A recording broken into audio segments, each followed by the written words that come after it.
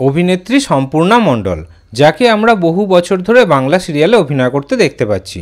অনেক ছোটবেলা থেকেই বাংলা সিরিয়ালে অভিনয় করছেন তিনি। রানী রাসমণি ধারাবাহিকে তার অভিনয় কিন্তু দর্শক মহলে খুবই প্রশংসা পেয়েছিল। তারপর বেশ কিছু ধারাবাহিকে প্রধান নায়িকার ভূমিকাতে অভিনয় করেছেন তিনি। এছাড়া সাইড রোলেও অভিনয় করতে দেখা গেছে তাকে। এই মুহূর্তে অভিনেত্রী সম্পূর্ণা মণ্ডলকে সান বাংলার বসু পরিবার ধারাবাহিকে প্রধান নায়িকার ভূমিকাতে অভিনয় করতে দেখা যাচ্ছে।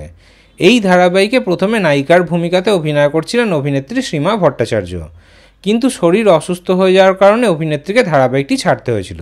সেই কারণে ধারাবাহিকে নায়িকার মুখ বদল হয়েছিল, আর তারপর শ্রীমা ভট্টাচার্যের জায়গায় এসেছিলেন অভিনেত্রী সম্পূর্ণা মণ্ডল।